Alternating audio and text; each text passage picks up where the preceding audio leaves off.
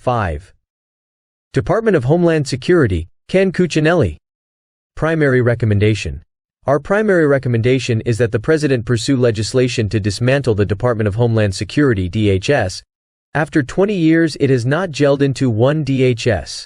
Instead, its various components' different missions have outweighed its decades-long attempt to function as one department, rendering the whole disjointed rather than cohesive. Breaking up the department along its mission lines would facilitate mission focus and provide opportunities to reduce overhead and achieve more limited government. In lieu of a status quo DHS, we recommend that U.S. Customs and Border Protection (CBP) be combined with Immigration and Customs Enforcement (ICE), U.S. Citizenship and Immigration Services (USCIS), the Department of Health and Human Services (HHS), Office of Refugee Resettlement (ORR), and the Department of Justice (DOJ) Executive Office for Immigration Review (EOIR) and Office of Immigration Litigation (OIL) into a stand-alone border and immigration agency at the cabinet level. More than 100,000 employees, making it the third largest department measured by manpower. The Cybersecurity and Infrastructure Security Agency be moved to the Department of Transportation. The Federal Emergency Management Agency, FEMA, be moved to the Department of the Interior or, if combined with CISA, to the Department of Transportation. The U.S. Coast Guard USCG be moved to DOJ and, in time of full-scale war, i.e. threatening the homeland, to the Department of Defense, DoD. Alternatively, USCG should be moved to DoD for all purposes. The U.S. Secret Service, USSS, be divided in two, with the protective element moved to DOJ and the financial enforcement element moved to the Department of the Treasury. The Transportation Security Administration, TSA, be privatized. The Science and Technology Directorate, S&T, be moved to DoD, and the Office of Countering Weapons of Mass Destruction be moved to the FBI. All of the remaining supporting components could be dismantled because their functions already exist in the moving components as well as the receiving departments. Cutting these costs would save the American taxpayers significant sums. Unless and until this dismantling recommendation is pursued and achieved, however, DHS will statutorily continue to exist, and it needs many reforms. Accordingly, we now turn to recommended changes in DHS as it exists now. Mission Statement. The Department of Homeland Security protects the American homeland from and prepares for terrorism and other hazards in both the physical and cyber realms, provides for secure and free movement of trade and travel, and enforces U.S. immigration laws impartially. Overview. The Department of Homeland Security (DHS) was created in the aftermath of the terrorist attacks of September 11, 2001, and subsequent mailings of anthrax spores. The Homeland Security Act of 2002, which created the department, states that DHS's primary mission is to prevent terrorist attacks within the U.S., reduce the nation's vulnerability to terrorism, minimize the damage from and assist in the recovery from any terrorist attacks, prepare and respond to natural and man-made crises and emergencies, and monitor connections between illegal drug trafficking and terrorism, coordinate efforts to sever such connections, and interdict illegal drug trafficking. Unfortunately for our nation, the federal government's newest department became like every other federal agency, bloated, bureaucratic, and expensive. It also lost sight of its mission priorities. DHS has also suffered from the left's wokeness and weaponization against Americans, whom the left perceives as its political opponents. To truly secure the homeland, a conservative administration needs to return the department to the right mission, the right size, and the right budget. This would include reorganizing the department and shifting significant resources away from several supporting components to the essential operational components. Prioritizing border security and immigration enforcement, including detention and deportation, is critical if we are to regain control of the border, repair the historic damage done by the Biden administration, return to a lawful and orderly immigration system, and protect the homeland from terrorism and public safety threats. This also includes consolidating the pieces of the fragmented immigration system into one agency to fulfill the mission more efficiently. The Cybersecurity and Infrastructure Security Agency, CISA, is a DHS component that the left has weaponized to censor speech and affect elections at the expense of securing the cyber domain and critical infrastructure, which are threatened daily. A conservative administration should return CISA to its statutory and important but narrow mission. The bloated DHS bureaucracy and budget, along with the wrong priorities, provide real opportunities for a conservative administration to cut billions in spending and limit government's role in Americans' lives. These opportunities include privatizing TSA screening and the Federal Emergency Management Agency (FEMA) National Flood Insurance Program. Reforming FEMA emergency spending to shift the majority of preparedness and response costs to states and localities instead of the federal government. Eliminating most of DHS's grant programs. And removing all unions in the Department for National Security purposes. A successful DHS would secure and control the border, thoroughly enforce immigration laws, correctly and efficiently adjudicate immigration benefit applications while rejecting fraudulent claims. Secure the cyber domain and collaborate with critical infrastructure sectors to maintain their security, provide states and localities with a limited federal emergency response and preparedness. Secure our coasts and economic zones, protect political leaders, their families, and visiting heads of state or government, and oversee transportation security. Office of the Secretary, SEC. In the next administration, the Office of the Secretary should take on the following key issues and challenges to ensure the effective operation of DHS. Expansion of dedicated political personnel. The Secretary of Homeland Security is a presidentially appointed and Senate-confirmed political appointee, but for budgetary reasons, he or she has historically been unable to fund a dedicated team of political appointees. A key first step for the Secretary to improve front office functions is to have his or her own dedicated team of political appointees selected and vetted by the Office of Presidential Personnel, which is not reliant on detailees from other parts of the department, to help ensure the completion of the next president's agenda. An aggressive approach to Senate-confirmed leadership positions. While Senate confirmation is a constitutionally necessary requirement for appointing agency leadership, the next administration may need to take a novel approach to the confirmations process to ensure an adequate and rapid transition. For example, the next administration arguably should place its nominees for key positions into similar positions as actings, for example, putting in a person to serve as the senior official performing the duties of the Commissioner of CBP, while that person is going through the confirmation process to direct ICE or become the Secretary. This approach would both guarantee implementation of the Day 1 agenda and equip the department for potential emergency situations, while still honoring the confirmation requirement. The department should also look to remove lower-level but nevertheless important positions that currently require Senate confirmation from the confirmation requirement. Although this effort would require legislation, and might also be mooted in the event of legislation that closes portions of the department that currently have Senate-confirmed leadership. Clearer, more durable, and political-only line of succession. Based on previous experience, the department needs legislation to establish a more durable but politically oriented line of succession for agency decision-making purposes. The ideal sequence for line of succession is certainly debatable, except that in circumstances where a career employee holds a leadership position in the department, that position should be deemed vacant for line of succession purposes, and the next eligible political appointee in the sequence should assume acting authority. Further, individuals wielding acting secretary authority should have explicit authority to finalize agency actions, including regulations, to ensure that the department's Homeland Security mission is fulfilled. Soft closure of unnecessary offices.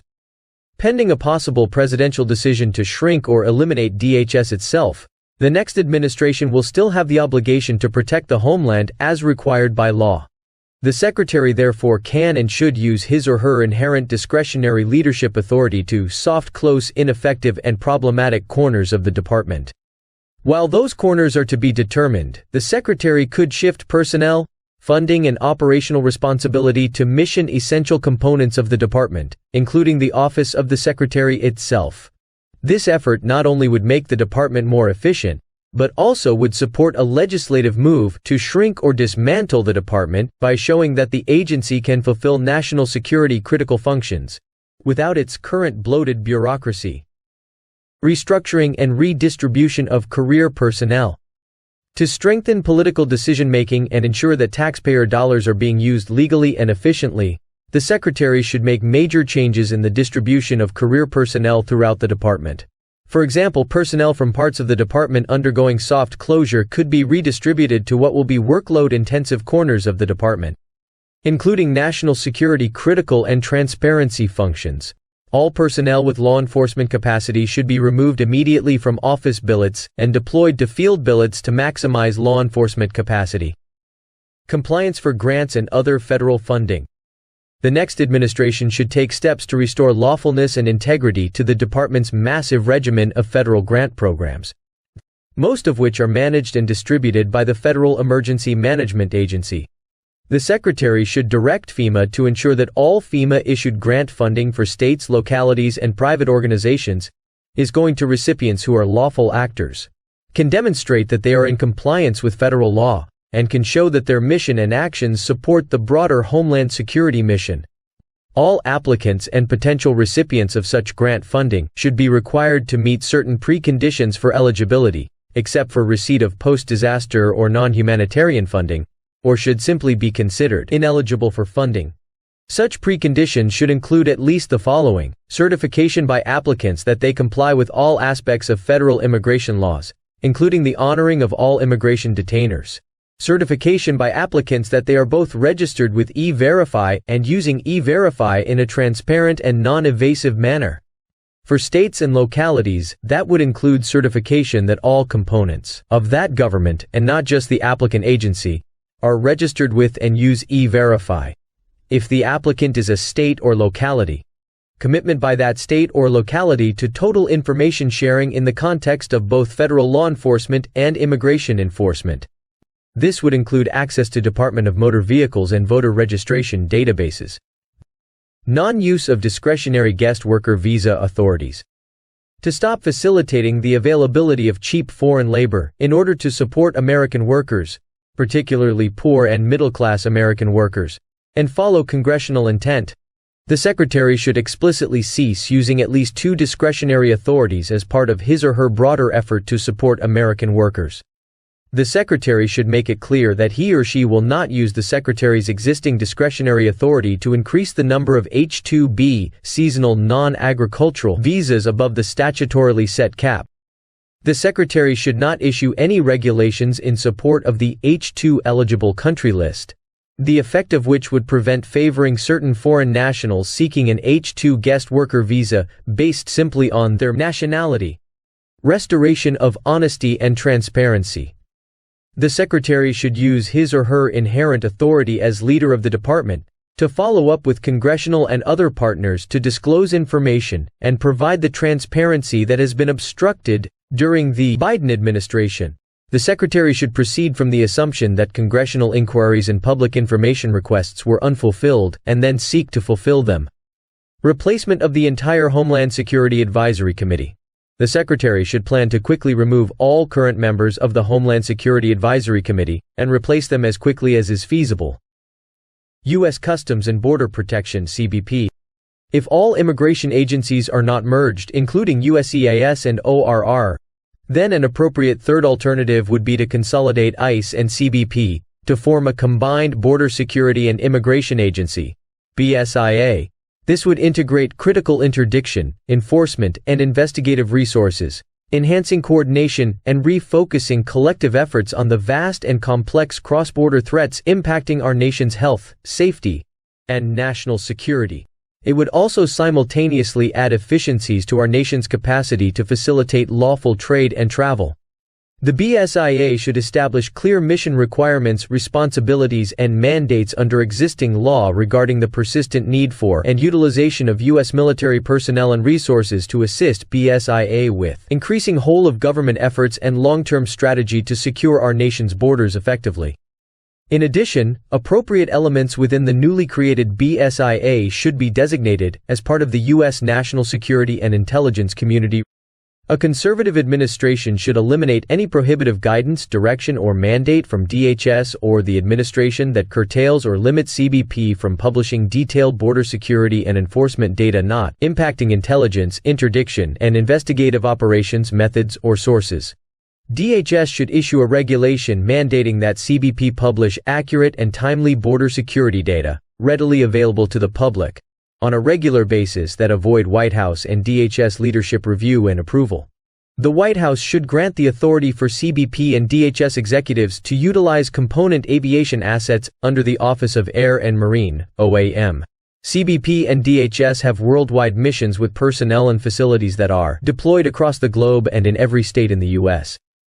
With a CBP workforce alone of more than 60,000 people, 240,000 plus for DHS, encompassing more than 1,000 sea, land and airports, it is essential that the Commissioner, Deputy Commissioner, Secretary, and Deputy Secretary can travel efficiently to facilities to maintain appropriate situational awareness across the department's vast mission set and interact with the expansive workforce. Although CBP operates one of the largest aviation components of any domestic U.S. law enforcement agency, executives are prohibited from utilizing the agency's aviation assets to facilitate official travel.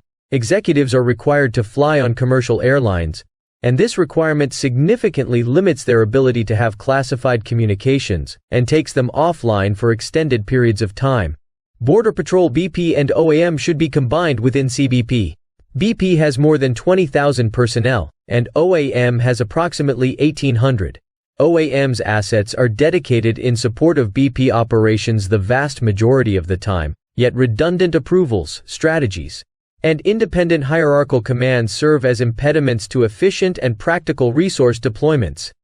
CBP should restart and expand use of the horseback-mounted Border Patrol. As part of this announcement, the Secretary should clear the records and personnel files of those who were falsely accused by Secretary Alejandro Mayorkas of whipping migrants and issue a formal apology on behalf of DHS and CBP. The Secretary should combine the Office of Trade, OT, and Trade Relations with the Office of Field Operations, OFO. The OT is the smallest of CBP's components, and its operational counterpart, OFO, has a workforce of more than 30,000. OT's function is interwoven with that of its OFO operational counterpart. Combining OT with OFO would achieve streamlined operations and increase OT's capacity and capability by leveraging OFO's expansive resources. CBP, ICE and USCIS all have authority to issue notices to appear (NTA) to removable aliens in their presence, which begins removal proceedings. In most instances, CBP should turn illegal aliens over to ICE for detention, and ICE can then issue any needed NTA. CBP should issue NTAs only in limited situations for humanitarian reasons, such as medical emergencies. In addition, CBP should eliminate use of notices to report (NTR) altogether. CBP's established national standards of transport, escort, detention, and search (TEDS) have been widely interpreted and expanded by lower courts.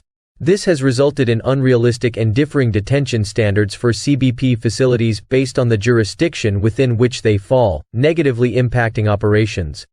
ICE has suffered similarly.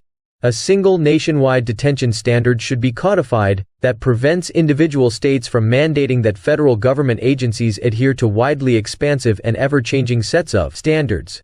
Such standards should allow the flexibility to use large numbers of temporary facilities, such as tents.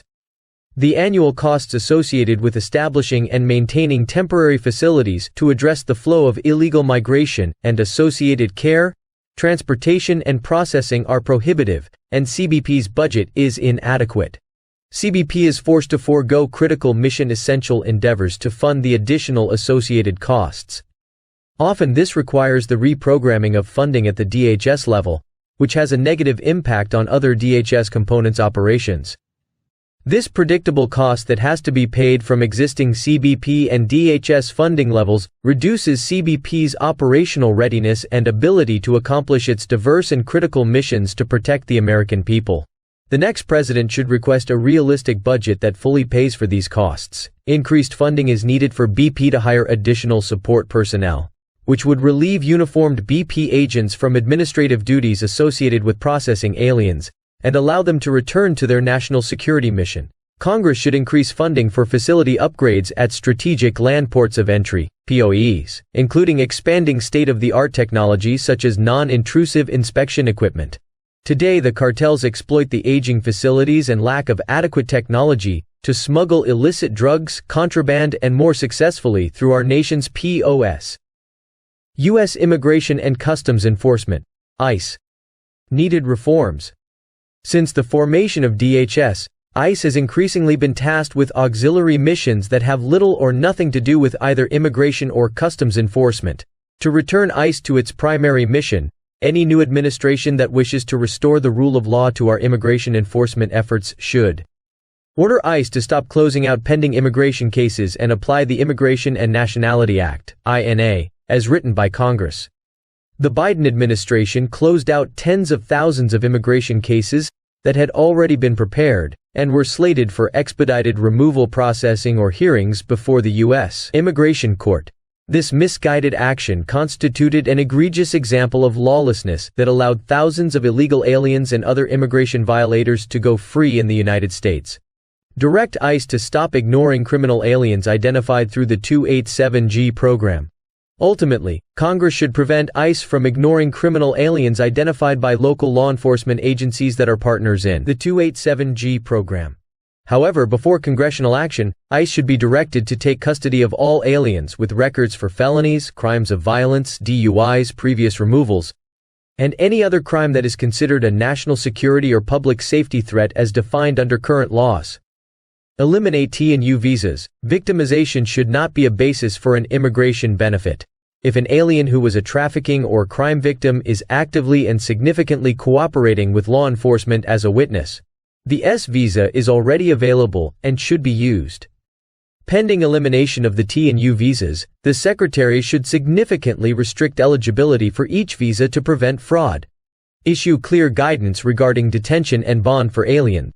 Thousands of illegal aliens are allowed to bond out of immigration detention only to disappear into the interior of the United States, where many commit crimes and many others disappear, never to be heard from again.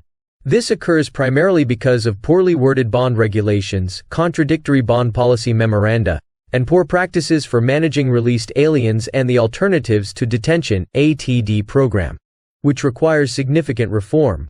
Prioritize national security in the Student and Exchange Visitor Program, SAVP. ICE should end its current cozy deference to educational institutions and remove security risks from the program. This requires working with the Department of State to eliminate or significantly reduce the number of visas issued to foreign students from enemy nations. Most of the foregoing can be accomplished rapidly and effectively through executive action that is both lawful and appropriate. Additionally, ICE should clarify who is responsible for enforcing its criminal and civil authorities. It should also remove self-imposed limitations on its nationwide jurisdiction. Homeland Security Investigations, HSI special agents in the 1811 series, should enforce Title 8 and 18 crimes as the biggest part of their portfolio. Alien smuggling, trafficking and cross-border crime as defined under Title 85 and Title 186 should be the focus of ICE operations. The role of ICE deportation officers should be clarified. ICE enforcement and removal operations, ERO, should be identified as being primarily responsible for enforcing civil immigration regulations, including the civil arrest, detention and removal of immigration violators anywhere in the United States, without warrant where appropriate, subject only to the civil warrant requirements of the INA where appropriate. All ICE memoranda identifying sensitive zones where ICE personnel are prohibited from operating should be rescinded. Rely on the good judgment of officers in the field to avoid inappropriate situations. To maximize the efficient use of its resources, ICE should make full use of existing expedited removal authorities. The agency has limited the use of to eligible aliens apprehended within 100 miles of the border. This is not a statutory requirement. New policies. U.S. national security and public safety interests would be well served if ICE were to be combined with CBP and USCIS as mentioned above. Additionally, ICE, HSI, along with CBP, should be full participants in the intelligence community. The use of Blackie's warrants should be operationalized within ICE. These civil search warrants are commonly used for worksite enforcement when agents have probable cause that illegal aliens are employed at a business. This would streamline investigation. Safeguarding Americans will require not just securing the border, but continuous vetting and investigations of many aliens who exploited President Biden's open border for potentially nefarious purposes, including some Afghan evacuees sent directly to the U.S. during America's disastrous withdrawal from Afghanistan. Budget. Congress should mandate and fund additional bed space for alien detainees. ICE should be funded for a significant increase in detention space, raising the daily available number of beds to 100,000. Congress should fund ICE for at least 20,000 ERO officers and 5,000 Office of the Principal Legal Advisor (OPLA) attorneys. U.S. Citizenship and Immigration Services (USCIS). U.S. Citizenship and Immigration Services (USCIS) is the agency tasked with administering the legal immigration and certain temporary visa programs. Needed reforms. Since January 2021, USCIS's priorities have been misaligned, and this has transformed it into an open borders agency, ignoring the critical role that it plays in national security, public safety, and safeguarding the integrity of our immigration system. USCIS should be returned to operating as a screening and vetting agency. Regulatory efforts have focused on easing asylum eligibility in a manner that is guaranteed to exacerbate asylum fraud as people surge at the border. Emphasis also has been placed on removing legal barriers to immigration, such as the use of public benefits. These actions violate statutes, erode congressional intent, and provide a significant magnet for continued illegal immigration. Additionally, USCIS resources have been misappropriated to focus more on creating and expanding large-scale parole and temporary status programs that violate the law and are otherwise contrary to congressional intent, instead of focusing on a more secure and efficient process for those who are seeking benefits. The ever-increasing number of applications filed has made it difficult to vet applications adequately for eligibility, fraud, and specific national security and public safety problems.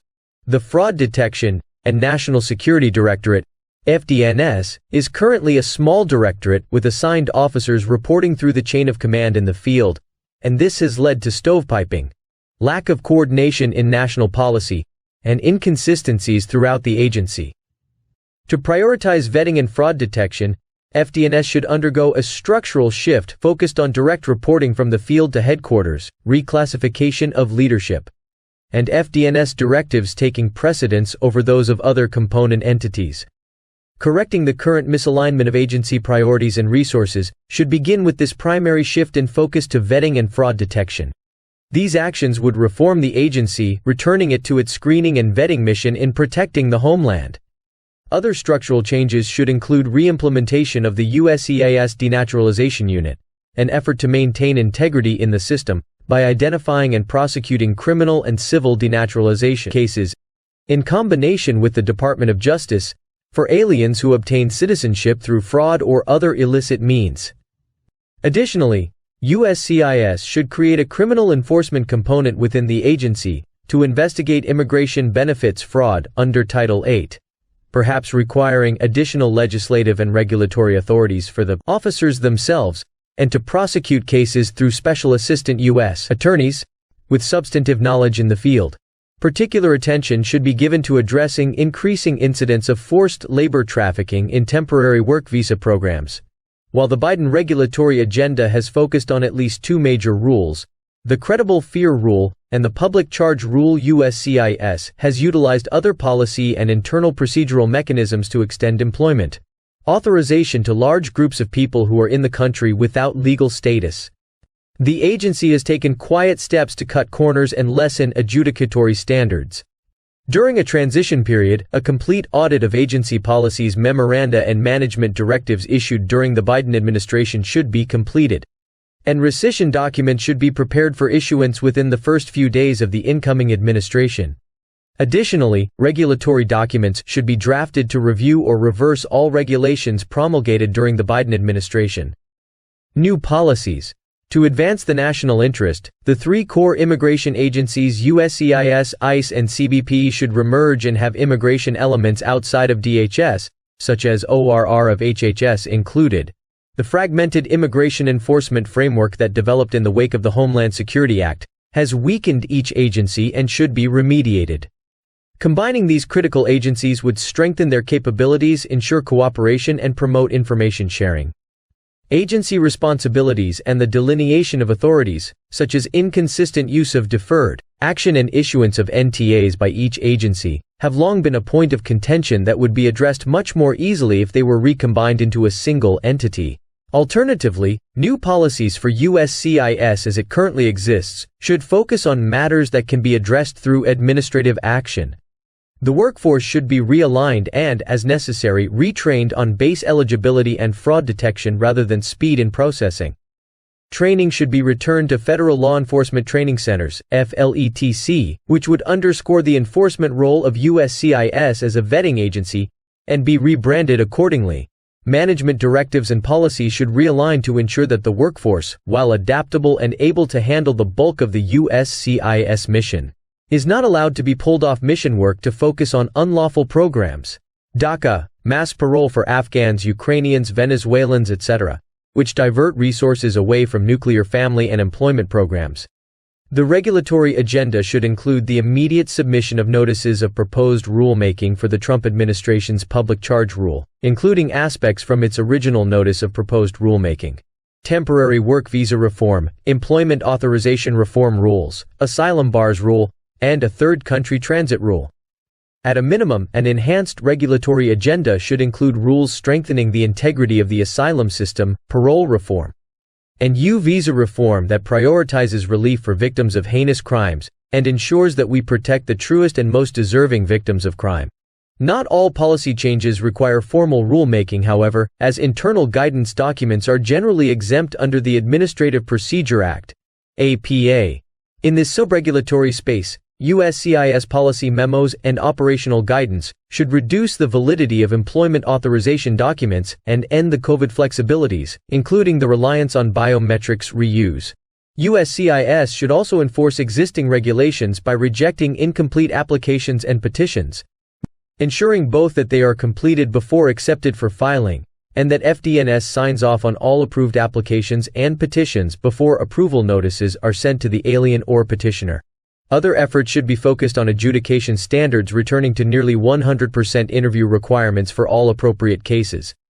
The incoming administration should spearhead an immigration legislative agenda focused on creating a merit-based immigration system that rewards high-skilled aliens instead of the current system that favors extended, family-based and luck-of-the-draw immigration. To that end, the diversity visa lottery should be repealed, chain migration should be ended while focusing on the nuclear family, and the existing employment visa program should be replaced with a system to award visas only to the best and brightest. Internal efforts to limit employment authorization should be matched by congressional action to narrow statutory eligibility to work in the United States and mitigate unfair employment competition for U.S. citizens. The oft-abused H-1B program should be transformed into an elite program, through which employers are vying to bring in only the top foreign workers at the highest wages, so as not to depress American opportunities. Additionally, Congress should improve the integrity of the temporary work visa programs, repeal temporary protected status (TPS) designations, permanently authorize and make mandatory E-Verify, and end parole abuse by legislating specific parole standards. USCIS should make it clear that where no court jurisdiction exists, it will not honor court decisions that seek to undermine regulatory and sub-regulatory efforts. Finally, USCIS still requires access to all relevant national security and law enforcement databases in the same vein as any other agency in the intelligence space. This is a key concept that should be addressed as USCIS is returned to functioning primarily as a vetting agency. Budget. USCIS is primarily fee-funded, operating on revenue derived by those who are seeking immigration benefits, work permits, and naturalization. The total agency budget requested for fiscal year 2023, including both fees and a small appropriation, is slightly less than $6 billion. The bulk of funds are derived from application fees through the Immigrant Examinations Fee account. As a general principle, adjudication of applications and petitions should be paid by applicants, not American taxpayers. It is critical that any changes in the budget, even in the wake of a realigned agency combined with ICE and CBP, should retain a fee-funded model. Given the Obama and Biden administration's lack of will, fees should be increased agency-wide to keep in step with inflation and the true cost of the adjudications. The incoming administration should immediately submit a fee rule that reflects such an increase. Aside from an increase in all fees, the rule should drastically limit the availability for fee waivers and should implement a fee for asylum applications. Additionally, Congress should allow for a 10% across-the-board increase in all fees for all fee rules to account for the fact that new fee rules always lag behind budget requirements. USCIS should strive to increase opportunities for premium processing, a benefit by which applicants can expedite their processing times. While this places time burdens on adjudicators, it provides an opportunity for a significant influx of money into the agency, which is not currently available. While simply raising fees to the necessary levels to make the agency run efficiently would be preferable, without the need for expanded premium processing, this short-term measure should be utilized, particularly if longer-term fee rules are unsuccessful. At least until USCIS is caught up on all case backlogs, all applicants rejected for any benefit or status adjudication should be required to leave the U.S. immediately. Ordinary process can resume once all case backlogs have been adjudicated. Finally, USCIS should pause the intake of applications in a benefit category when backlogs in that category become excessive. Once USCIS adjudicators can decrease that caseload to a manageable number, application intake should resume. Personnel. USCIS should be classified as a national security-sensitive agency, and all of its employees should be classified as holding national security-sensitive positions. Leaks must be investigated and punished as they would be in a national security agency, and the union should be decertified. Any employees who cannot accept that change and cannot conform their behavior to the standards required by such an agency should be separated. USCIS's DC personnel presence should be skeletal, and agency employees with operational or security roles should be rotated out to offices throughout the United States. These USCIS employees should live and work in the communities that are most affected by their daily duties and decisions. Necessary border and immigration statutory, regulatory, and administrative changes. The current border security crisis was made possible by glaring loopholes in our immigration system. The result was a preventable and predictable historic increase in illegal and inadmissible encounters along our southern border. This pulled limited resources from the front lines of our nation's borders and away from their national security mission, releasing a vast and complex set of threats into our country. To regain our sovereignty, integrity, and security, Congress must pass meaningful legislation to close the current loopholes and prevent future administrations from exploiting them for political gain or personal ideology. Legislative proposals. Title 42 Authority in Title 8.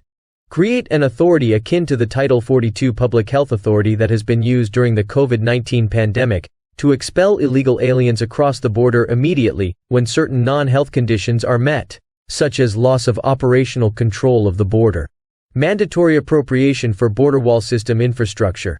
The monies appropriated would be used to fund the construction of additional border wall systems, technology, and personnel in strategic locations in accordance with the Border Security Improvement Plan.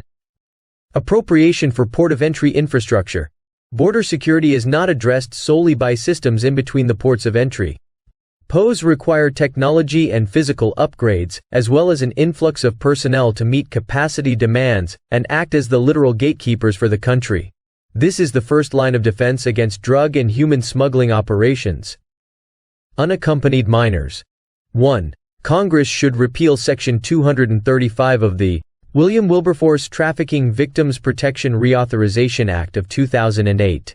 TVPRA, which provides numerous immigration benefits to unaccompanied alien children, and only encourages more parents to send their children across the border illegally and unaccompanied. These children too often become trafficking victims, which means that the TVPRA has failed. 2. If an alternative to repealing Section 235 of the TVPRA is necessary, the section should be amended so that all unaccompanied children, regardless of nationality, may be returned to their home countries in a safe and efficient manner. Currently, the TVPRA allows only children from contiguous countries, Canada and Mexico, to be returned, while every other unaccompanied minor must be placed into a lengthy process that usually results in the minor's landing in the custody of an illegal alien family member. 3. Congress must end the Flores Settlement Agreement by explicitly setting nationwide terms and standards for family and unaccompanied detention and housing.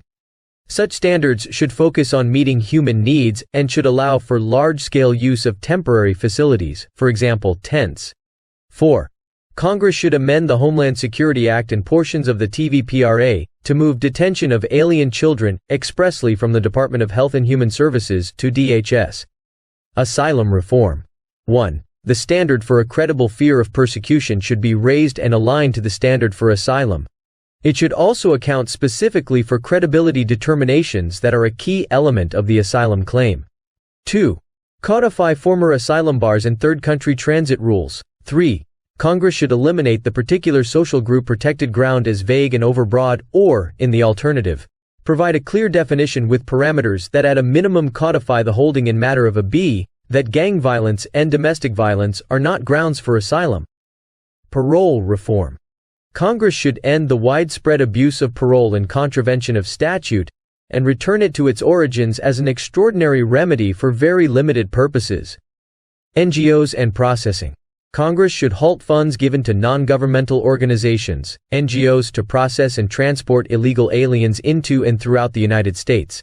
Such funds and infrastructure, including the DHS Joint Processing Centers, should be redirected to secure the border, detain aliens, and provide space for immigration court proceedings.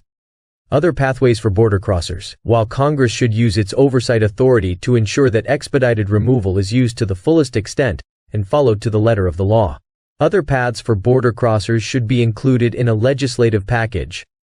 1. Migrant protection protocols. Update the statutory language providing the basis for the Remain in Mexico program, as needed to withstand judicial scrutiny and executive inaction. 2. Asylum cooperative agreements. While the agreements themselves must be negotiated, Congress should mandate that the executive branch work faithfully to negotiate and execute ACAS, and set parameters to ensure that an unwilling executive cannot renege on an existing agreement or abandon the effort. 3. Other expedited pathways. Congress should explicitly permit programs akin to the Prompt Asylum Claim Review and Humanitarian Asylum Review Process programs. Employment authorization. 1. Congress should reassert control of employment authorization, which is subject to rampant regulatory abuse, and limit it to certain categories of legal immigrants and non-immigrants. 2. Congress should also permanently authorize E-Verify and make it mandatory. State and local law enforcement. 1.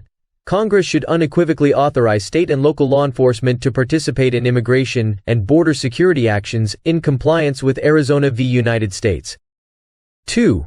Congress should require compliance with immigration detainers to the maximum extent consistent with the 10th Amendment and set financial disincentives for jurisdictions that implement either official or unofficial sanctuary policies. Prosecutorial discretion. Congress should restrict the authority for prosecutorial discretion to eliminate it as a catch-all excuse for limiting immigration enforcement. Mandatory detention. Congress should eliminate ambiguous discretionary language in Title VIII that aliens may be detained and clarify that aliens shall be detained. This language, which contrasts with other shall detain language in statute, creates unhelpful ambiguity and allows the executive branch to ignore the will of Congress. Regulations. Withdraw Biden administration regulations and reissue new regulations in the following areas. 1. Credible fear asylum jurisdiction for border crossers. 2. Public charge. T-visa and U-visa reform. Unless and until T and U visas are repealed, each program needs to be reformed to ensure that only legitimate victims of trafficking and crimes who are actively providing significant material assistance to law enforcement are eligible for spots in the queue. Repeal TPS designations. H-1B reform. Transform the program into an elite mechanism exclusively to bring in the best and brightest at the highest wages, while simultaneously ensuring that U.S. workers are not being disadvantaged by the program. H-1B is a means only to supplement the U.S. economy, and to keep companies competitive, not to depress U.S. labor markets artificially in certain industries. Employment authorization. Along with the legislative proposal, take regulatory action to limit the classes of aliens eligible for work authorization. Executive orders. Pathways for border crossers. 1. Direct the Department of State and the Department of Homeland Security to reinstate asylum cooperative agreements with Northern Triangle countries immediately. 2. Recommence negotiations with Mexico to fully implement the Remain in Mexico protocols. 3. Reinstate, to the extent possible, expedited pathways with full credible fear immigration court process, PACR and HARP. 4. Prohibit the use of notices to report, the use of any funds for travel into the interior of the United States and government flights or transportation for aliens. 5. Mandate that ICE use all detention space in full compliance with Section 235 of the INA, issue weekly reports on detention capacity, and provide authority for low-level temporary capacity, for example, tents, once permanent space is full. 6. Eliminate the use of AT&D for border crossers except in rare cases and only with the explicit authority of the Secretary. 7. Prohibit the use of parole except in matters that are certified by the Secretary of Homeland Security as requiring action for humanitarian or significant public benefit reasons, and prohibit the use of parole in any categorical circumstance. Enforcement. 1. Restrict prosecutorial discretion to eliminate it as a catch-all excuse for limiting immigration enforcement. 2. Mandate the use of E-Verify for anyone doing business with the government. 3. Designate USCIS as intelligence community adjacent, ensuring that it has access to national security and law enforcement databases. 4. Rescind all memoranda limiting enforcement of immigration laws including those identifying sensitive zones. 5. End ICE's widespread use of termination and administrative closure of cases in immigration court. Averting or curtailing a mass migration event. 1. Provide that whenever the Secretary of Homeland Security determines that an actual or anticipated mass migration of aliens en route to or arriving off the coast of the U.S. presents urgent circumstances requiring an immediate federal response, the Secretary may make, subject to the approval of the President, rules and regulations prohibiting in whole or in part the introduction of persons from such countries or places as he or she shall designate in order to avert or curtail such mass migration and for such period of time as is deemed necessary, including through the expulsion of such aliens. Such rule and regulation making shall not be subject to the requirements of the Administrative Procedures Act. 2. Provide that notwithstanding any other provision of law, when the Secretary makes such a determination and then promulgates, subject to the approval of the President, such rules and regulations, the Secretary shall have the authority to waive all legal requirements of Title VIII that the Secretary, in his or her sole discretion, determines are necessary to avert or curtail the mass migration. Subregulatory matters. USCIS priorities, structural changes. 1. Ensure that focus is returned to vetting, base eligibility of applicants and fraud detection. 2. Realign the Fraud Detection and National Security Directorate (FDNS) to ensure agency-wide consistency on implementation of fraud detection and vetting policies. 3. Review and repeal any internal agency memo that is inconsistent with the priorities described in this chapter. 287G Program. Issue a memo prohibiting any jurisdiction that applies from being denied access to the program unless good cause is shown. Homeland Security Investigations, HSI Priorities. Issue Department Management Directive and ICE Companion Directive to refocus HSI on immigration offenses and criminal offenses typically associated with immigration, for example, human trafficking. All criminal investigative work without a clear nexus to the border or otherwise to Title VIII should be turned over to the appropriate federal agency. Blackie's warrants. ICE, OPLA, ERO and HSI should issue a joint internal memo on operationalizing Blackie's warrants for immediate use on worksite enforcement and other appropriate investigations and operations. Federal Emergency Management Agency, FEMA. Needed reforms. FEMA is the lead federal agency in preparing for and responding to disasters, but it is overtasked, overcompensates for the lack of state and local preparedness and response, and is regularly in deep debt. After passage of the 1988 Stafford Act, the number of declared federal disasters rose dramatically, as most disaster costs were shifted from states and local governments to the federal government. In addition, state-friendly FEMA regulations, such as a per capita indicator, failed to maintain the pace of inflation and made it easy to meet disaster declaration thresholds. This combination has left FEMA unprepared in both readiness and funding for the truly catastrophic disasters in which its services are most needed. Reform of FEMA requires a greater emphasis on federalism and state and local preparedness, leaving FEMA to focus on large, widespread disasters. Under the Stafford Act, FEMA has the authority to adjust the per capita indicator for damages, which creates a threshold under which states and localities are not eligible for public assistance. FEMA should raise the threshold because the per capita indicator has not kept pace with inflation, and this over time has effectively lowered the threshold for public assistance and caused FEMA's resources to be stretched. perilously thin.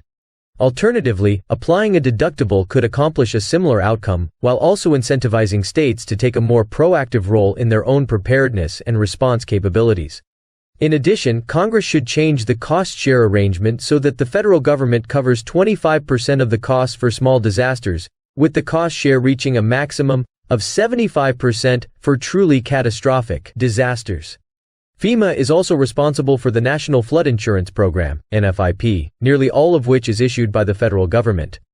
Washington provides insurance at prices lower than the actuarially fair rate, thereby subsidizing flood insurance. Then, when flood costs exceed NFIP's revenue, FEMA seeks taxpayer-funded bailouts. Current NFIP debt is $20.5 billion, and in 2017 Congress canceled $16 billion in debt when FEMA reached its borrowing authority limit. These subsidies and bailouts only encourage more development in flood zones, increasing the potential losses to both NFIP and the taxpayer.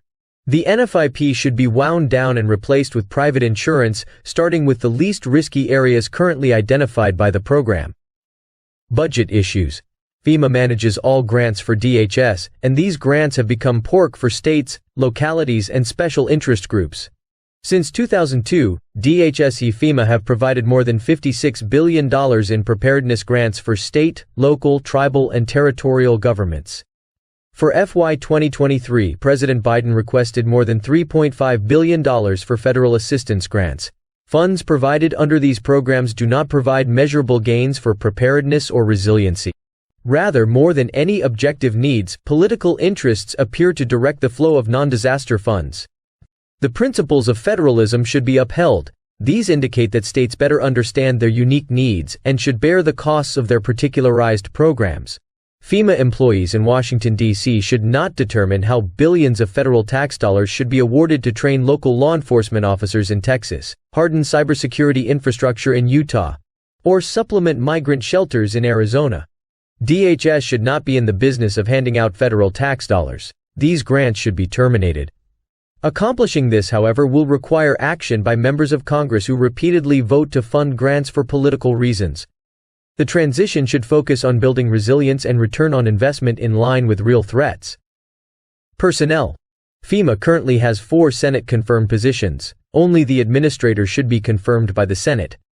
Other political leadership need not be confirmed by the Senate. Additionally, FEMA's springing cabinet position should be eliminated, as this creates significant unnecessary challenges to the functioning of the whole of DHS, at points in time when coordinated responses are most needed.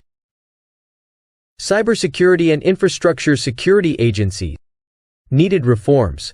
CISA is supposed to have 2 key roles. 1. Protection of the federal civilian government networks, .gov, while coordinating the execution of national cyber defense and sharing information with non-federal and private sector partners, and 2. National coordination of critical infrastructure security and resilience.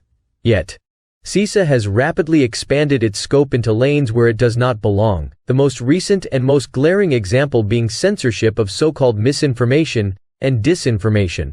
CISA's funding and resources should align narrowly with the foregoing 2 mission requirements. The components emergency communications and chemical facility anti-terrorism standards roles should be moved to FEMA. Its school security functions should be transferred to state Homeland Security offices. And CISA should refrain from duplicating cybersecurity functions done elsewhere, at the Department of Defense, FBI, National Security Agency, and U.S. Secret Service. Of the utmost urgency is immediately ending CISA's counter-disinformation efforts.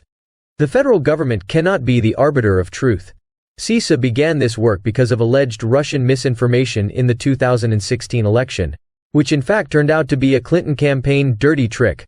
The intelligence community, including the NSA or DoD, should counter foreign actors. At the time of this writing, release of the Twitter files has demonstrated that CISA has devolved into an unconstitutional censoring and election engineering apparatus of the political left. In any event, the entirety of the CISA Cybersecurity Advisory Committee should be dismissed on day 1. For election security, CISA should help states and localities assess whether they have good cyber hygiene in their hardware and software in preparation for an election, but nothing more. This is of value to smaller localities, particularly by flagging who is attacking their websites. CISA should not be significantly involved closer to an election. nor should it participate in messaging or propaganda. U.S. Coast Guard, USCG. Needed reforms. The U.S. Coast Guard fleet should be sized to the needs of great power competition, specifically focusing efforts and investment on protecting U.S. waters, all while seeking to find, where feasible, more economical ways to perform USCG missions. The scope of the Coast Guard's mission needs to be focused on protecting U.S. resources and interests in its home waters, specifically its exclusive economic zone, 200 miles from shore.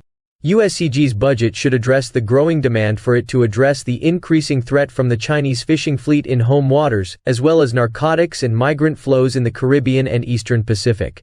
Doing this will require reversing years of shortfalls in shipbuilding, maintenance and upgrades of shore facilities, as well as seeking more cost-effective ship and facility designs. In wartime, the USCG supports the Navy, but it has limited capability and capacity to support wartime missions outside home waters. New policies. The Coast Guard's mission set should be scaled down to match congressional budgeting in the long term, with any increased funding going to acquisitions based on an updated fleet mix analysis. The current shipbuilding plan is insufficient based on USCG analysis, and the necessary numbers of planned offshore patrol cutters and national security cutters are not supported by congressional budgets. The Coast Guard should be required to submit to Congress a long-range shipbuilding plan, modeled on the Navy's 30-year shipbuilding plan. Ideally, this should become part of the Navy plan in a new comprehensive naval long-range shipbuilding plan to ensure better coherency in the service's requirements. Outside of home waters and following the Caribbean and Eastern Pacific, the Coast Guard should prioritize limited resources to the nation's expansive Pacific waters to counter growing Chinese influence and encroachment.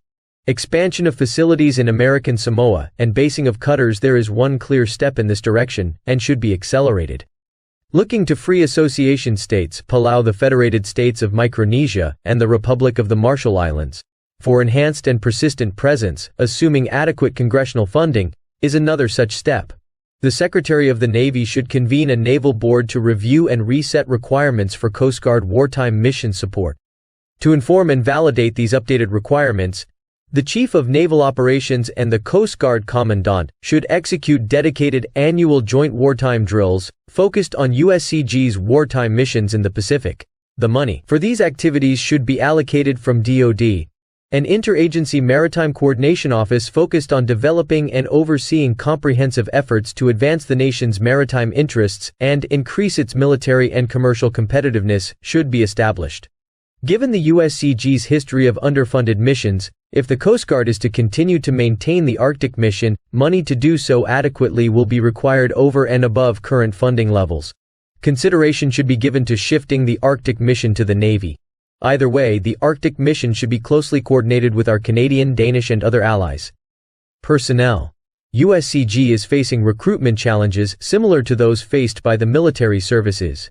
The administration should stop the messaging on wokeness and diversity, and focus instead on attracting the best talent for USCG. Simultaneously, consistent with the Department of Defense, USCG should also make a serious effort to re-vet any promotions and hiring that occurred on the Biden administration's watch, while also re-onboarding any USCG personnel who were dismissed from service for refusing to take the COVID-19 vaccine, with time in service credited to such returnees. These two steps could be foundational for any improvements in the recruiting process. U.S. Secret Service, USS. Needed reforms. The U.S. Secret Service must be the world's best protective agency. Currently, the agency is distracted by its dual mission of protection and financial investigations. The result has been a long series of high-profile embarrassments and security failures, perhaps most notably its allowing of then Vice President-elect Kamala Harris to be inside the Democratic National Committee office on January 6, 2021 while a pipe bomb was outside. Despite the great size and scope of the January 6 investigation, this high-profile incident of danger to a protectee remains unresolved. The failures of the USS's protective mission are too numerous to list here. A December 2015 bipartisan report from the House Oversight Committee listed dozens of such incidents, as well as needed recommendations for reform. This chapter adopts those findings and recommendations in whole, especially the finding that USSS's dual mission structure detracts from the agency's protective capabilities. At the time of that report, USSS agents spent only 1/3 of their work hours on protection-related activities as opposed to investigative activities. USSS was established initially to investigate counterfeit currency, but its mission has evolved over the decades to prioritize electronic financial crimes.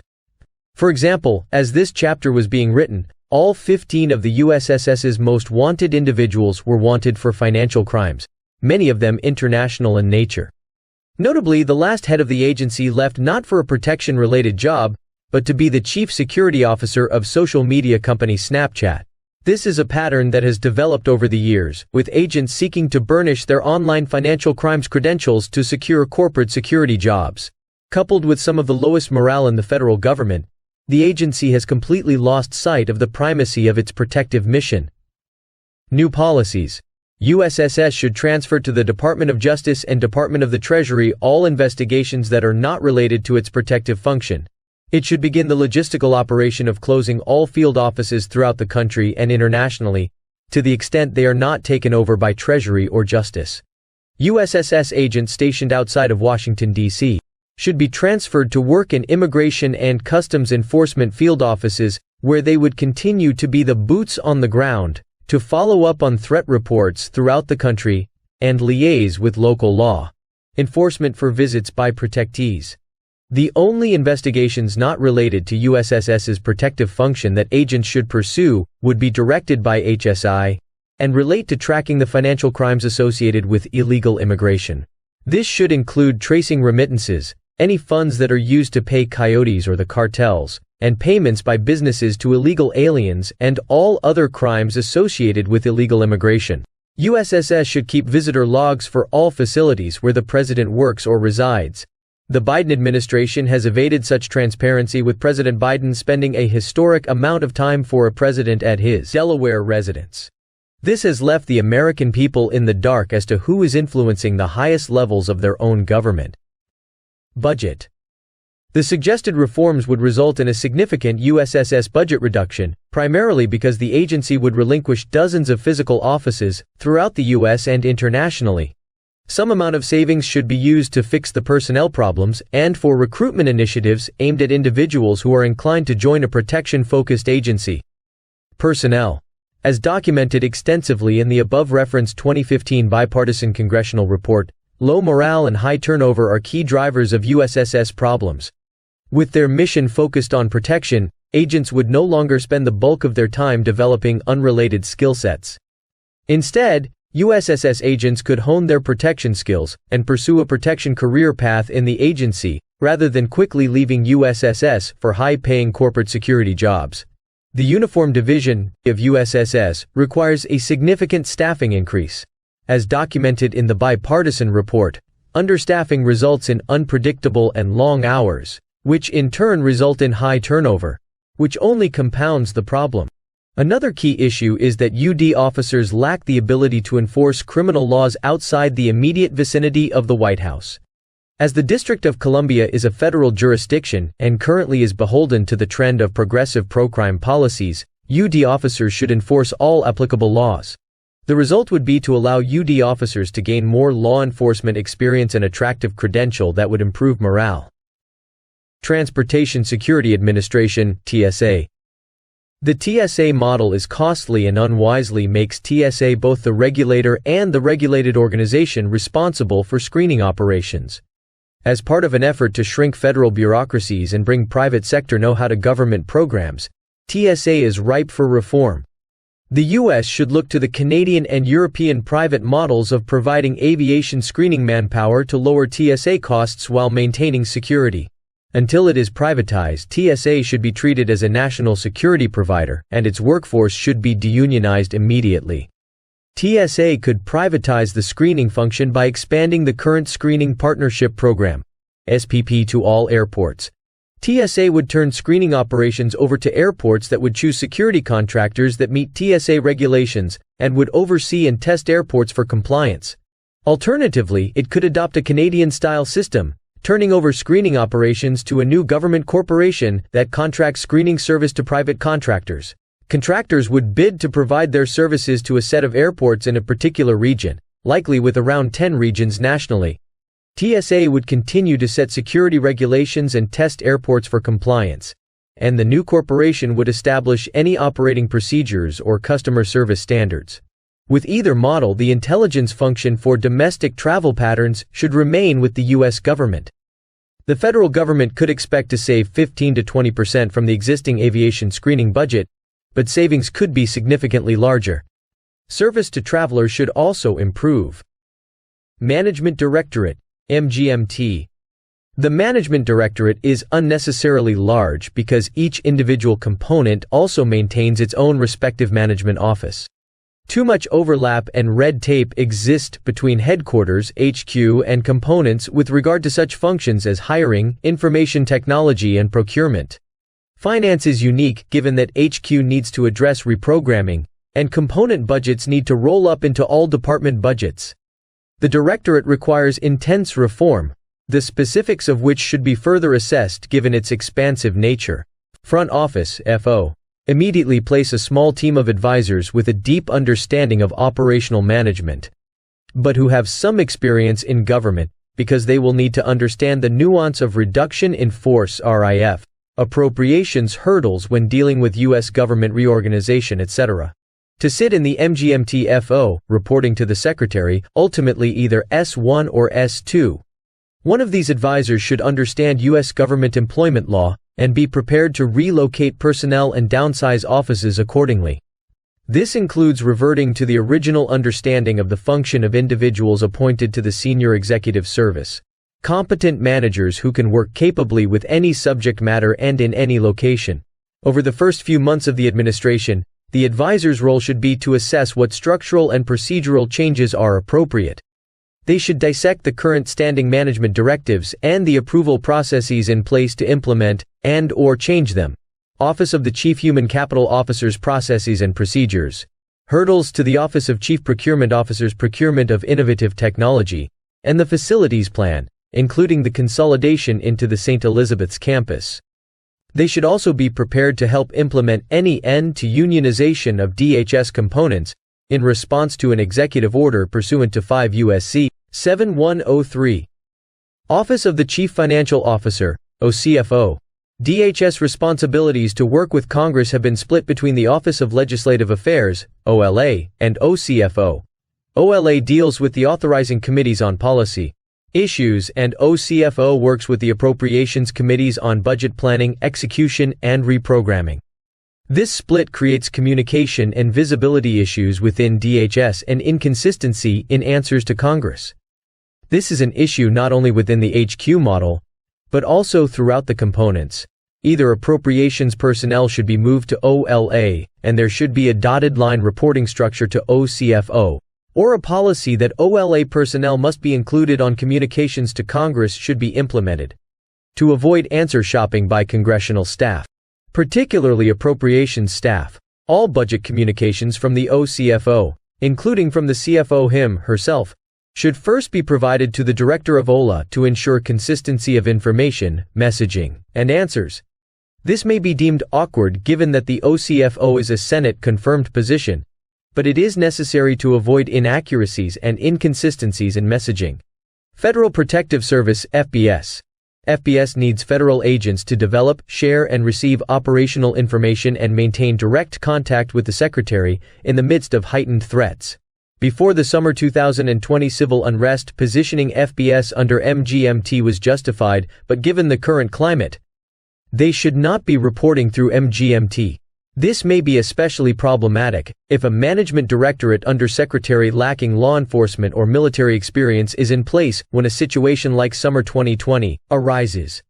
FPS should report to the Secretary as other components, e.g., FLETC, do. This would add little to the Secretary's current burden, unless or until civil unrest arises, at which point reporting to the Secretary creates a direct line between the primary DHS decision-maker, S1 or S2, and the FPS director. Regarding operational communication, there should be information sharing mandates, MOAs, which are applicable under specific circumstances where federal facilities are involved, between FPS and the U.S. Marshals, U.S. Park Police, and FBI. Agreements with U.S. Capitol Police and Supreme Court Police should also be considered, But it is noteworthy that those entities are jurisdictionally outside of the executive branch. Office of Strategy, Policy and Plans (PLCY). Department-level reforms. PLCI should perform a complete inventory, analysis, and re-evaluation of the department's domestic terrorism lines of effort to ensure that they are consistent with the President's priorities, congressional authorization, and Americans' constitutional rights.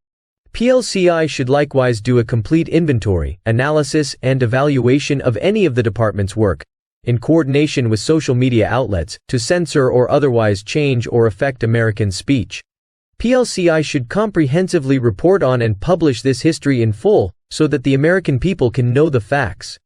The department should remove all personnel who participated in any of this activity. The department has significant authority and budget to provide grants for various purposes. This effort is diffused across components and lacks central policy thought and coordination. PLCI should set a department-wide policy that establishes how granting choices are to be made and is consistent with the President's priorities. PLCY should clear all granting decisions to ensure that they are consistent with the new policy. PLC-wide reforms. PLCY should work with Congress to streamline the department's reporting requirements, because there has not been a departmental reauthorization bill and these requirements have been added piecemeal over 2 decades. They significantly overlap and even conflict, wasting resources and distracting from the department's mission. PLCI should seek the elimination of the quadrennial Homeland Security Review. Issue area reforms. PLCY should bolster its immigration statistics program and make it the one-stop shop for the timely production of all department immigration statistics and analysis. Office of Intelligence and Analysis, INA. The Office of Intelligence and Analysis should be eliminated both because it has not added value and because it has been weaponized for domestic political purposes. The intelligence community IC already provides raw intelligence to DHS components. In addition, the FBI, National Counterterrorism Center, and other agencies where necessary already provide holistic threat assessment products to federal, state, local, tribal, and territorial governments as well as to private sector entities, at both the classified and unclassified levels where appropriate. INA's work as an interlocutor between the IC and DHS components' individual intelligence operations on the one hand, and government and the private sector on the other, as well as between the IC and the components, is at best duplicative. At worst, it is used and discussed in the media as a political tool, resulting in more harm than good to the U.S. government and IC writ large. The Cybersecurity and Infrastructure Security Agency, which is not a member of the IC, should create cyber intelligence products in a collaborative fashion with the National Security Agency and U.S. Cyber Command. Such efforts would lead to time-layer usable classified and unclassified products for stakeholders that exceed the quality and capability of I&A's efforts. This same principle applies to other components as well. CBP, TSA, etc. all have their own intelligence operations, and are better situated with their subject matter experts to make their own assessments. The National Operations Center, NOC, within the Office of Operations Coordination, OPS, should absorb those select I&A functions and tactically proficient personnel that need to be maintained, for example, technical support to the National Vetting Center. The remainder of I&A should be eliminated. The OPS entity should maintain IC status, and the only intelligence mission set should be to provide situational awareness and the dissemination of operational information, or raw intelligence, no analysis or products, at classified and unclassified levels to executive leadership across the department not outside of DHS. Office of the General Counsel, OGC. Needed reforms. OGC should advise principals as to how DHS can execute its missions within the law, instead of advising principals as to why they cannot execute regulations, policies, and programs. Instead of each component's chief counsel reporting to the headquarters general counsel with a solid line, and indirectly to his or her component head with a dotted line, the accountability should be reversed. Due to the different missions throughout the department, the components can better manage the legal issues of their specific mission than headquarters can. Thus, the chief counsel or equivalent of each component should report directly to the component head, report indirectly to the DHS general counsel, and be accountable to the component head. The report to the general counsel is to ensure consistency of advice across DHS. OGC should hire significantly more schedule key political appointees, who in turn supervise career staff and manage their output. DHS's mission is politically charged, and the legal function cannot be allowed to thwart the administration's agenda by providing stilted or erroneous legal positions and decision-making. OGC should serve as the center of the response to the legal challenges facing the department to ensure a streamlined, consistent response to a litany of issues facing the department. It is important to ensure consistency across all potential legal positions taken by the department, including those arising in litigation, congressional oversight, and inquiries received from the Inspector General, U.S. Government Accountability Office (GAO), and Congressional Research Service, and pursuant to the Freedom of Information Act. OGC should invest in e-discovery software and contract with a vendor to manage the department's e-discovery. This would be beneficial both in litigation and in responding to congressional oversight. Removing delays in e-discovery processing would also reduce the issuance of subpoenas to the department and the generation of negative press for the administration that comes from delayed responses. The old practice of relying on executive secretary taskings to pull documents for congressional requests does not work. It is slow. The metrics for what documents are gathered and how are unclear, and the components do not gather responsive material in an efficient manner. Document gathering should come from the Office of the Chief Information Officer or a relevant technological element within the department that can pull responsive communications quickly. Office of Legislative Affairs, OLA, Office of Public Affairs, OPA, and Office of Partnership and Engagement, OPE. DHS's external communications function should be consolidated and reformed so that the President's agenda can be implemented more effectively. The Office of Partnership and Engagement should be merged into the Office of Public Affairs. In many cabinet agencies, outreach to companies and partner organizations is similarly performed by the Office of Public Affairs. This would also accomplish a needed DHS organizational and management reform to decrease the number of direct reports to the Secretary. Both public and legislative affairs staff in the components should report directly to their respective headquarters equivalent. This would help to avoid a failure by the department to speak with one voice. It would also allow the component staff to perform more efficiently, overseen by expert managers in their trade. This would also allow DHS to respond to crises effectively by shifting staff as needed to the most pressing issues and better use underutilized staff at less active components. Only political appointees in OLA should interact directly with congressional staff on all inquiries, including budget and appropriations matters. To prevent congressional staff from answer shopping among HQOLA, the DHS OCFO and components, DHS Legislative Affairs Appropriations staff should be moved from MGMT OCFO into OLA. Regarding components, budget appropriations staff should move from component budget offices into component legislative affairs offices.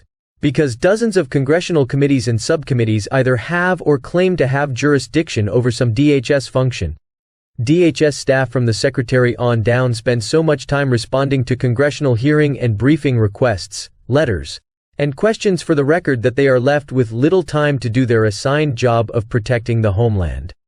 The next president should reach an agreement with congressional leadership to limit committee jurisdiction to one authorizing committee and one appropriations committee in each chamber. If congressional leadership will not limit their committee's jurisdiction over DHS, DHS should identify one authorizing and appropriations committee in each chamber and answer only to it. To focus more precisely on the DHS mission, OLA staff should also identify outdated and needless congressional reporting requirements and notify Congress that DHS will cease reporting on such matters. For other congressional reports, OLA should implement a sunset date so that Congress must regularly demonstrate the need for specific data. In both OPA and OLA, a change in mission and culture is needed. The clients of both components are the President and the Secretary, not the media, external organizations, or Congress. OPA and OLA should change from being compliance correspondents for outside entities airing grievances to serving as messengers and advocates for the President and the Secretary. Office of Operations Coordination, OPS. OPS was originally conceived by then-Secretary Jed Johnson as an entity tasked with coordinating cross-DHS assets on an as-needed basis using a joint operations approach. This role is particularly challenging because of the disparate nature of mission sets across DHS. OPS should absorb a very small number of tactical intelligence professionals from I&A as the rest of I&A is shut down. Such intelligence officers would be a subordinate element within OPS placed within the National Operations Center. The intelligence officers would provide tactical intelligence support for upcoming or ongoing operations, in addition to liaising with their agency and component counterparts. There would be no strategic intelligence analysis done as part of OPS or its new I and a sub-element. In addition to facilitating all of DHS coordination on a task-by-task basis, OPS would be responsible for ongoing situational awareness for the Secretary and Deputy Secretary. In addition to long-term staffing, OPS would have cycling billets from each of the major agencies and components to facilitate its most effective working relationships across DHS. Office for Civil Rights and Civil Liberties, CRCL and Privacy Office, PRIV. The Homeland Security Act established only an officer of CRCL, not an office. The only substantive function Congress then assigned to the officer was to review and assess information alleging abuses of civil rights. Since then, Congress and CRCL itself have significantly expanded CRCL's scope and size well beyond its original intent or helpful purpose. CRCL now operates and views itself as a quasi-DHS Office of Inspector General. This results in a considerable waste of limited component resources, which are routinely tasked to address redundant, overly burdensome, and uninformed demands from CRCL. It is therefore important to recalibrate CRCL's scope and reach. The organizational structure of both CRCL and the Privacy Office should be changed to ensure proper alignment with the department's mission. The Office of General Counsel should absorb both CRCL's and PRIV's necessary functions and staff. Although the CRCL officer and the Freedom of Information Act (FOIA) officer, privacy officer are statutory, their offices are not mandatory. CRCL and PRIV officers and employees should report to a Deputy General Counsel, who would be a political appointee. The CRCL officer should focus on equal employment opportunity, EEO compliance, and the civil liberties function, and investigate matters only within headquarters or support components. Operational components civil liberties officers should investigate incidents regarding their own agencies. The CRCL officer should ensure that all civil liberties or civil rights complaints are sent to the Office of Inspector General, OIG, for review. If the OIG chooses not to investigate, the CRCL officer should only provide supportive information on possible courses of action for complainants. The PRIV officer and FOIA officer should focus on FOIA, privacy compliance policy, and privacy incident response. The Deputy General Counsel should provide guidance to DHS leadership regarding privacy compliance and privacy incident response. To ensure that only U.S. persons and lawful permanent residents are provided protections as required by the Privacy Act. All DHS issuances should be updated to reflect that DHS protects the privacy of individuals as required by the Privacy Act, U.S. persons and lawful permanent residents, the Judicial Redress Act of 2015, and any U.S.-European Union Data Protection and Privacy Agreement. Because of the lack of public trust in the Office of Intelligence and Analysis, CRCL and PRIV staff should no longer review intelligence products or provide guidance on any intelligence products or reports. A consistent, clear, and singular message is necessary for DHS's mission. Therefore, all communications and/or meetings with any federal, state, local, or non-government groups should be limited to the Deputy General Counsel.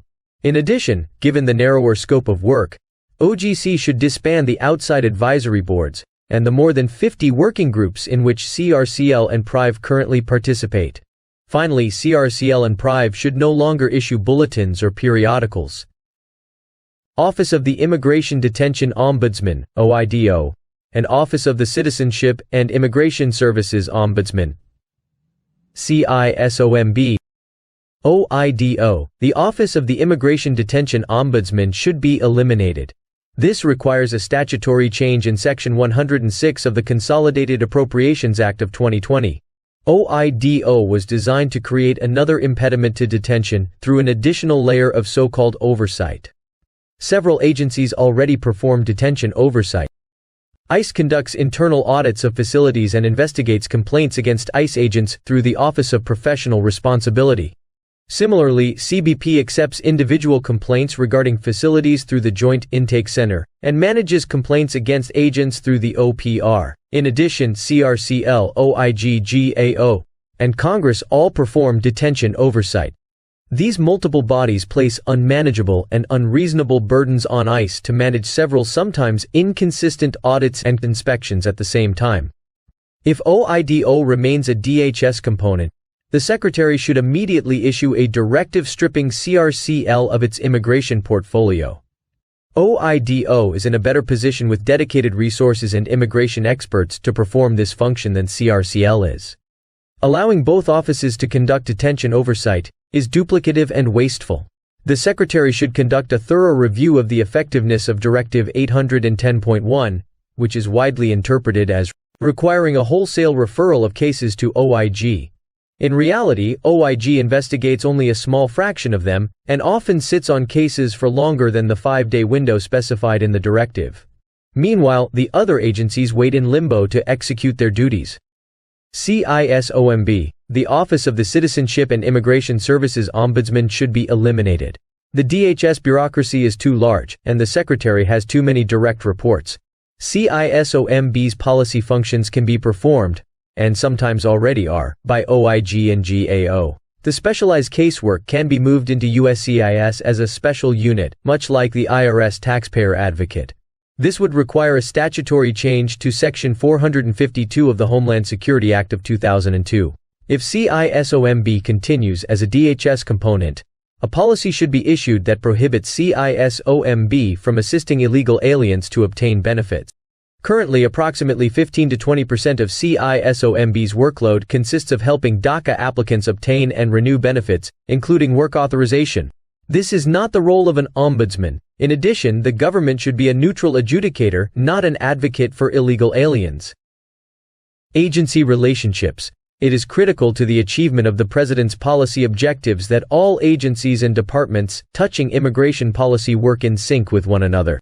While there are numerous areas in which such cooperation is critical, immigration has proven to be the most difficult. Accordingly, several objectives will be necessary for each of the following departments. Department of Health and Human Services. Agree to move the Office of Refugee Resettlement, or to DHS, or, alternatively, implement an aggressive and regular effort by the Secretary of HHS to ensure that OR is fully pursuing presidential objectives in support of DHS. Department of Defense. Assist in aggressively building the border wall system on America's southern border. Additionally, explicitly acknowledge and adjust personnel and priorities to participate actively in the defense of America's borders, including using military personnel and hardware to prevent illegal crossings between ports of entry and channel all cross-border traffic to legal ports of entry. Department of Justice. Agree to move the Executive Office for Immigration Review and the Office of Immigration Litigation to DHS and/or, alternatively, to treat the administrative law judges, immigration judges and Board of Immigration Appeals as national security personnel, decertify their union, and move to increase hiring significantly to enable the processing of more immigration cases. Department of State. Allow DHS to lead international engagement in the Western Hemisphere on issues of security and migration. Additionally, quickly and aggressively address recalcitrant countries' failure to accept deportees by imposing stiff sanctions until deportees are in fact accepted for return, not just promised to be taken. Department of Housing and Urban Development. Ensure that only U.S. citizens and lawful permanent residents utilize or occupy federally subsidized housing. Department of Education. Deny loan access to those who are not U.S. citizens or lawful permanent residents, and deny loan access to students at schools that provide in-state tuition to illegal aliens. Department of Labor. Eliminate the 2 of 4 lowest wage levels for foreign workers. Department of the Treasury. Implement all necessary regulations both to equalize taxes between American citizens and working visa holders, and to provide DHS with all tax information of illegal aliens as expeditiously as possible. Intelligence community. Cooperate in the shrinking or elimination of the I&A role in the IC while replacing it with CBP and HSI representation to the IC.